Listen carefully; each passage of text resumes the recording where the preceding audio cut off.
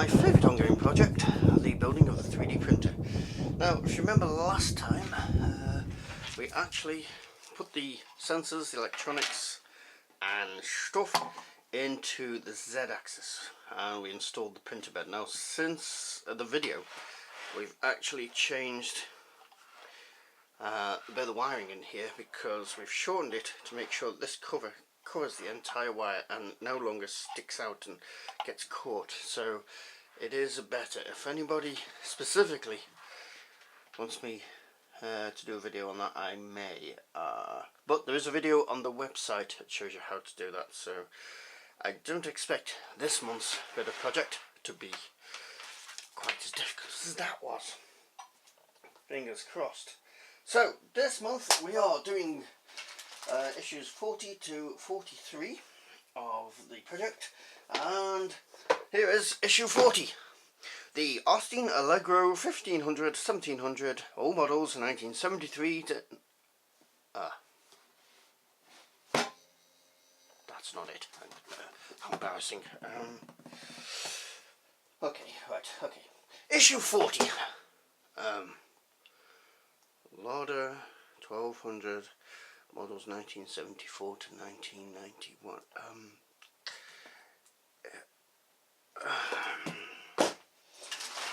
Third time lucky. Issue 40! Yes, third time lucky. We are good. We are cooking on gas. Thank you very much. Right, so let's see if we can get this angle as best as we can. Yes. Compromise for the light and all that. Anyway, build your own printer. 3D printer, that is. Issue 40. In this issue, V3 printer part, the Z-axis support bracket. Yes, we're going to be mounting the Z-axis, and then we're going to put it on the printer. Ooh, misses. 3D modelling step by step, and 3D printing helps to mend broken hearts. Anyway, I hear tea inbound. Oh, the mighty Fluffy brings tea to the man cave, geek club, whatever you want to call it. Danger zone? It's also the 16mm indoor cinema as well now. But that's for another video. Danger zone. Yes, there's a few things been added. Yeah, but anyway, let's get on with it. Thank you, tea.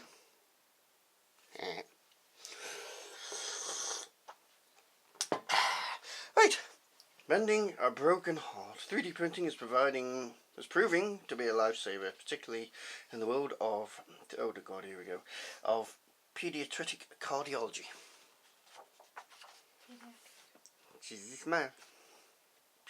Whatever. So that's a pediatric or something. Pediatric. Pediatric. What's that? Anyway, yes, so that's PD printing hot here. Isn't that cool? Meat machine. Meat machine. Yes, meat. I nearly fell asleep on one of them. Very comfortable. Yes, it's a bit lumpy, that one. And I think that was a bit big for him. Ronald Brawl and the 3D printing model of his heart. It was made in 3 sections in a flexible polymer similar to the consistency of the heart muscle. The large scale model enabled surgeons to see the interior. Yeah, that's cool. Couldn't they just use the scanner? Yeah, but that means they can actually go in and have a look and see what they need to do and where to cut. Hope the scanner's right. Right, on the case part 3. It's possible that you may have a few errors to fix on your phone case design. I haven't even started it. Even if you don't, learning how to manually correct common problems will be of great benefit when working on future projects. Not drunk enough tea. Got to slide. Cough there. Right, checking for errors. So, tutorial on checking for errors. How do we do that? I've seen things that scan for gaps. Printing a prototype. Fluffy's staring at me. I'll point the camera. There, run, Fluffy, run.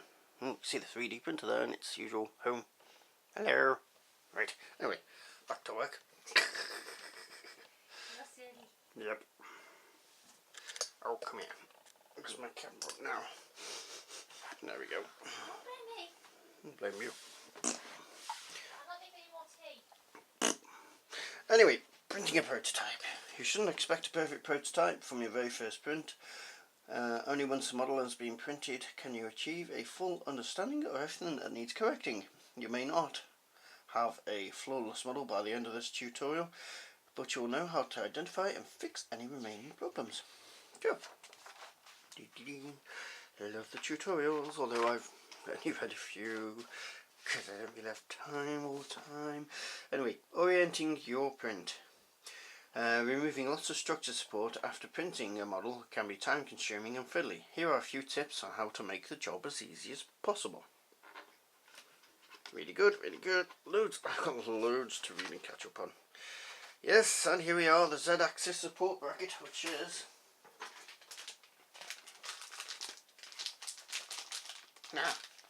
there she is, and we can finally put that bugger on.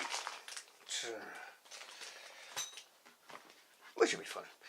Yes, finally. Okay. Oh, that must be testing it. Okay, bold, test. Done that before. Test the Z-axis motor. Okay, right. Faction blocks, part 2. Done it?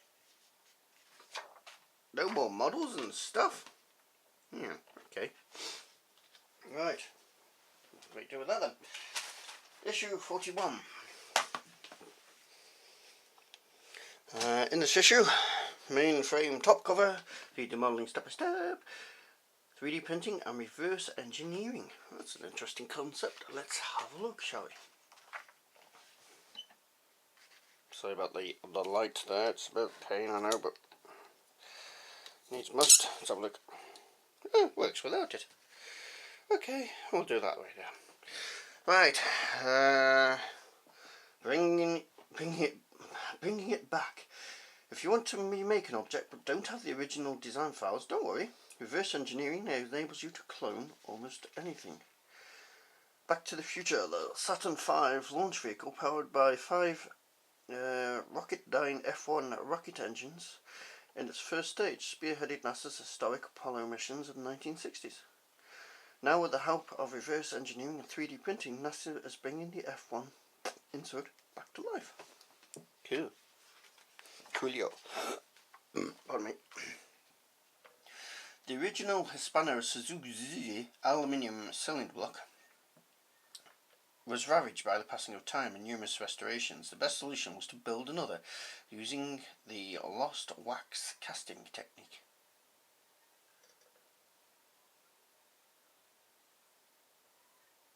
Strange squeaky noise.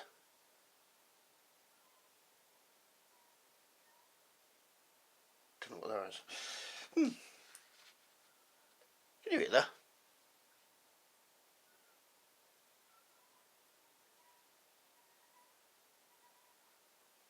Must be Fluffy doing something downstairs. I'll be right back. Nope, not been downstairs, but don't know what that is. Okay, so let's continue. Get your motor running. If you needed to replace a radiator or universal joint in your family car, you could have a new one 3D printed to your exact specifications, but it wouldn't be cost effective. A UK report of 2015 found that while buying a standard die-cast brake calibre will cost an average of £77, having the same part reverse engineered and printed via selective laser melting would cost around £6,500. Yeah. Anyway, sandbox from scratch. What the hell? The sandbox is an incredibly powerful morphing tool that allows you to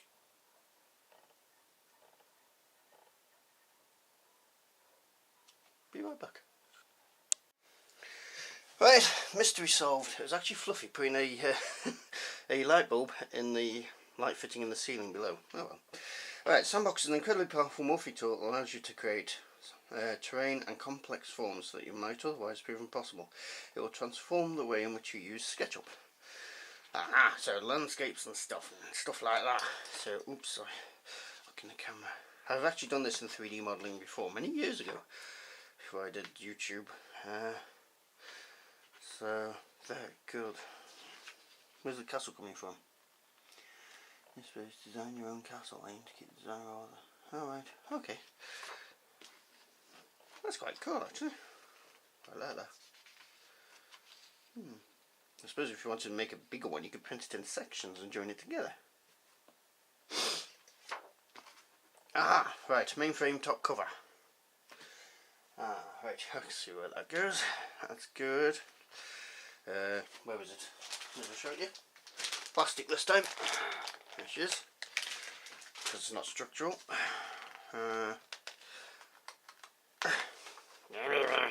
Right, dinosaur. If anybody's printing the dinosaur, there's a part of it. I've been looking at this, a model of the Apollo rocket, which another kind gentleman has agreed if I print it out, he will paint it for me, and also a wind-up clockwork toy thingy. Should be quite fun.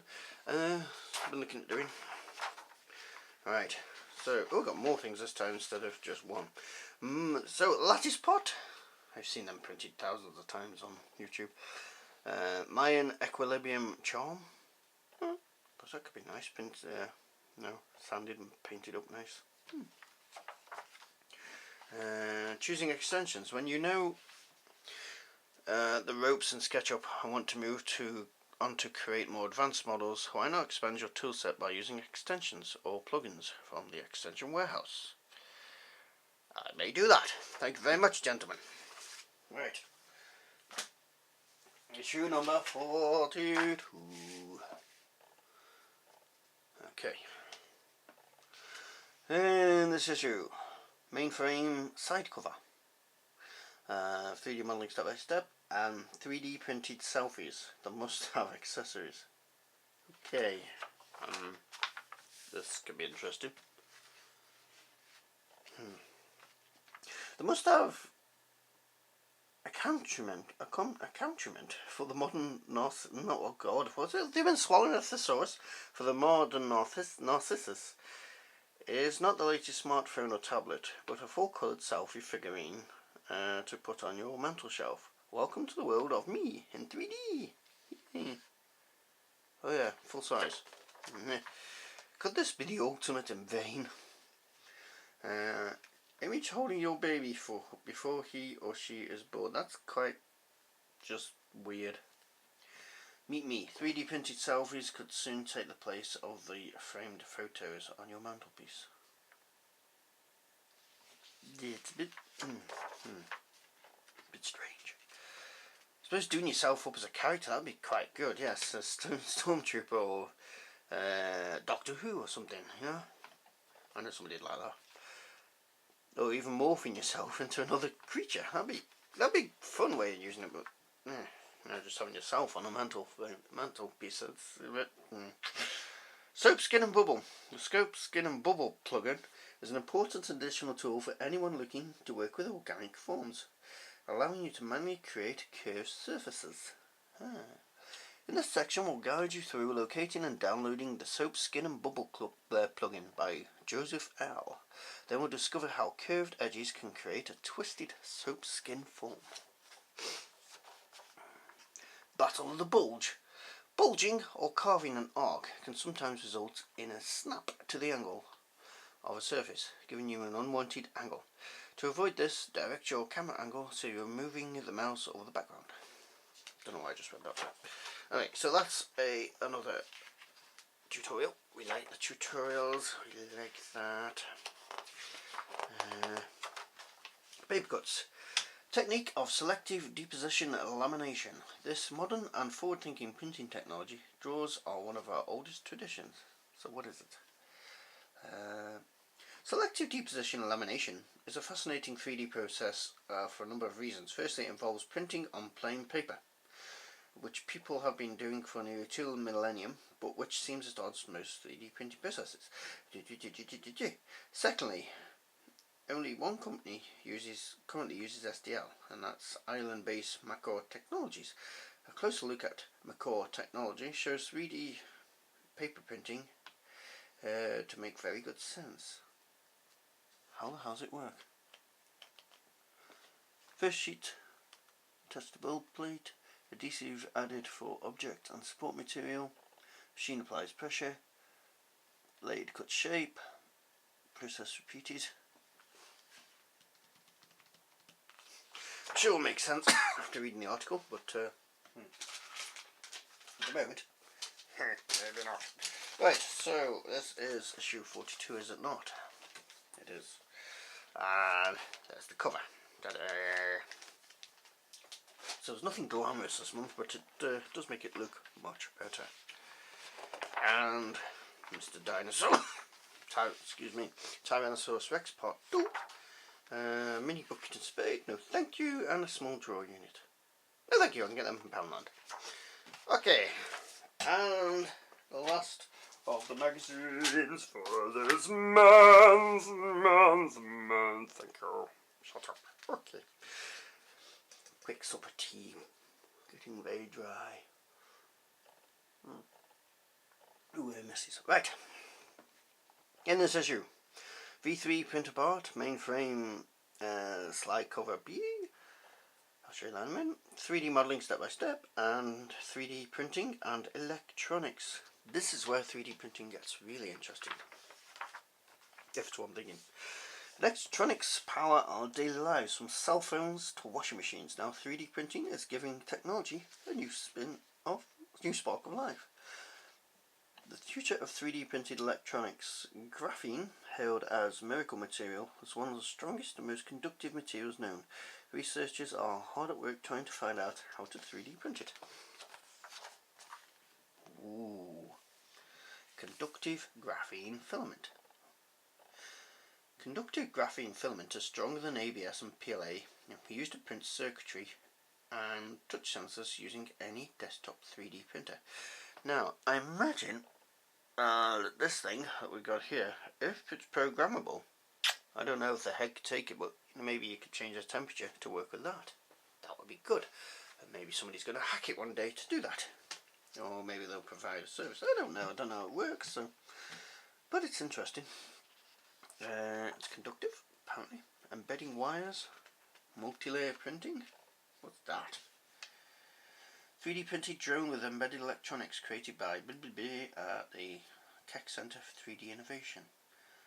Bionic Eye, a team at Princeton University led by Professor Michael McAlpine, has 3D printed quantum dot LEDs onto contact lens, right, which allows the lens to project beams of coloured light. So a light, an eye that projects light. That's spooky. And printing components. Produce all the elements of circuits, including the components. Yes, so we've been hearing about this for a few years. The advancement in printed electronics. Building a blimp. I want a blimp. We've got a blimp. Build your blimp. The sandbox tools, which used previously to create terrain,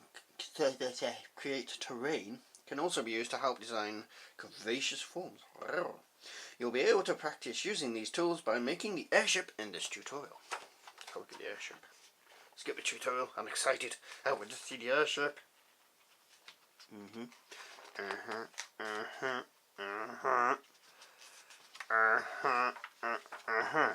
Okay. Could be interesting. Right.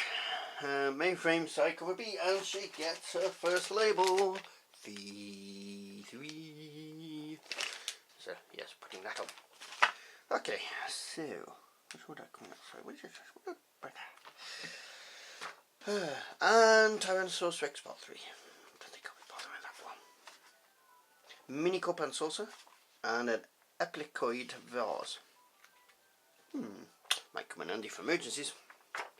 And using layers in a project. Now that you've got to grips with groups and components, it's time to focus on layers. Using them is the secret to advancing to more complex projects.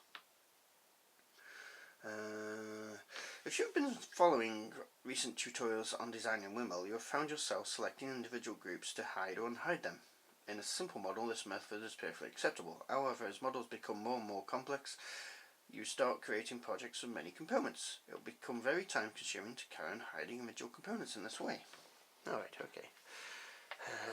Right, issue 44. What do we get? What do we get? Okay, right. You'll have to wait. It's time to put these onto there, and this is good. This is a landmark. Where's the little bugger? Because we get to mount the Z-axis. I'm going to change format on this one. I'm going to install one component at a time and then come back and show you it's installed, and we'll build it up that way. So, with that said, right, here we are. We have put together the Z-axis motor, which involved putting four screws in here. Alignment was a bit of a pain in the ass, but what I did, I put these two screws in. Put two screws in there, these two screws in there, got this to the bottom, push that down, and then these align themselves, whereas it's a pain in the arse apparently to get in. And then there is another screw to go here, where you can see on the camera. There's a screw to go here, but remember to push this plate up so it aligns. It doesn't say that in the instructions, so it aligns as you push that in. You've now got this Z-axis motor pushed in on the tester board here, so if I switch that on, it will scream like a bugger, and it goes happily up and down, which obviously is a very slow process because it's a more of a precision thing. I'll show you from the inside.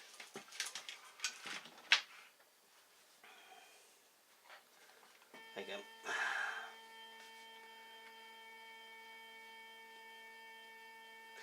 Now I've got to test the, which one is it? It's that one. The motor that goes from this one. Ooh, a lot of cables. So I'm just going to swap these over. Switch this off. Swap these over. Careful not to break anything. So I put that in there. And I put that in there.